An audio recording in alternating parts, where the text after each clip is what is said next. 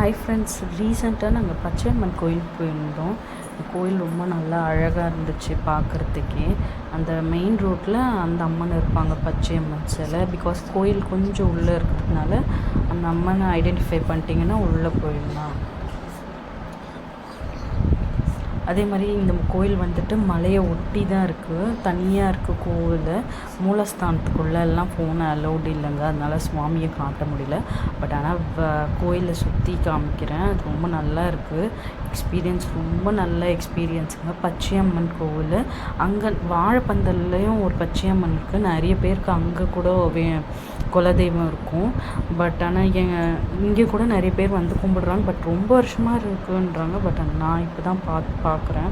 It was very nice எக்ஸ்பீரியன்ஸுங்க. ரொம்ப நல்லா இருந்துச்சு கோவில். இப்போ தான் கும்பாபிஷேகம் கூட பண்ணியிருக்காங்க.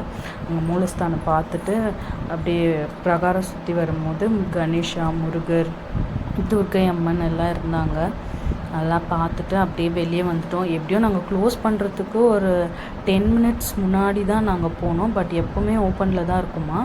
ஒரு லஞ்சுக்கு மட்டும் ஒரு 1:30க்கு மூடுவாங்க. அந்த டைம் பார்த்துட்டு போங்க. ஒரு 1/2 hour தான் மூடுவாங்கன்னு சொன்னாங்க. அப்படியே நாங்கள் முன்னாடியே போயிட்டோம், கரெக்டாக க்ளோஸ் பண்ணுறதுக்கு முன்னாடியே. பாருங்கள், அங்கே வாழைப்பந்தலில் எப்படி இருக்கோ அதே செட்டப் தான் இந்த கோவிலில் கூட. அந்த வாமுனி, செம்முனி அப்படியெல்லாம் சொல்லுவாங்கள்ல, அந்த முனீஸ்வரர் எல்லாம் இருக்குது. எல்லா முனீஸ்வரரும் இருக்குது. இந்த பக்கம் ஃப்ளவர்ஸ் எல்லாம் கூட க்ரோ பண்ணிகிட்ருக்காங்க. ரொம்ப நல்லா இருக்குது. க்ரீனரியாக இருந்துச்சு. எல்லாம் சுற்றியே க்ரீனரிங்க, அப்படியே ஒட்டி மலை. அதுமாதிரி பின்னாடி வழியாக போனால் அங்கே மலையிலேயே சின்னதாக ஒரு அம்மன். அந்த அம்மன் வந்துட்டு சுயம்பு அம்மன் சொல்கிறாங்க. அதுதான் அப்படியே இந்த சைடு வந்தால் அப்படியே பேக் சைடில் ஷீட்டெல்லாம் போட்டிருக்காங்க வெயிலுக்காக. இந்த சைடு நடந்து போகிறதுக்கு அப்படியே மலையை கொஞ்சம் குடஞ்சி அப்படியே ஸ்டெப்ஸ் எல்லாம் பண்ணியிருக்காங்க. பாருங்கள், கோபுரம், அந்த மூலஸ்தானத்தோட கோபுரம் ரொம்ப நல்லா இருக்குங்க. ரொம்ப ரொம்ப நல்லா இருந்துச்சு கோவில். இப்போ வேறு ரீசெண்டாக கும்பாபிஷேகம் பண்ணியிருக்காங்க போல். அந்த பூஜை பண்ண அடையாளெல்லாம் இருந்துச்சு. அதனால தான் இங்கே நிறைய மங்கீஸ் வேறு இருக்குது. கேர்ஃபுல்லாக இருங்க. பாருங்கள், அந்த பைப் கனெக்ஷன் போகுது இல்லையா, அங்கே தான் அம்மன் இருந்தாங்க. சுயம்பு அம்மனா இவங்க. மங்கி பாருங்கள், சுவாமி எல்லாம் பார்த்துட்டு நல்லா வேண்டிக்கோங்க. ரொம்ப சக்தி வாய்ந்த அம்மன் பச்சையம்மன்.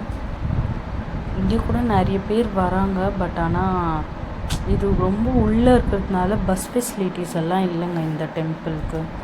சுயம்பு அம்மன் நல்லா வேண்டிக்கோங்க. சக்தி வாய்ந்த அம்மனுங்க. எல்லாமே நல்லா பாசிட்டிவாக நடக்கணுங்க, அவ்வளோதான் என் வேண்டுதல். அதே மாதிரி அப்படியே அங்கேருந்து இந்த பக்கம் சுற்றி வந்துட்டு அப்படியே அந்த மலையெல்லாம் கொஞ்சம் கவர் பண்ணேன். அப்படியே சுற்றிட்டு கவர் பண்ணுறதுக்கு வீடியோ எடுத்தேன். அப்படியே சுற்றிட்டு இந்த சைடு வந்துட்டோம். அப்புறமா கொஞ்சம் நேரம் அங்கே உக்காந்தோம் அந்த ஆலமரத்துக்கிட்ட.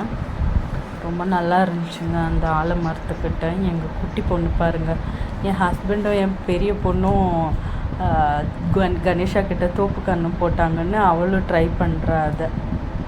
பட் நாங்கள் வீடியோ எடுக்கிறோன்றதுனால அவளுக்கு கொஞ்சம் ஷை. சாமியை பார்த்துட்டு அப்படியே வந்துடலான்ட்டு. இங்கேயே நான் நின்று இருக்கிற இடத்துலையே மேலே நிறைய மங்கீஸ் இருந்துச்சு.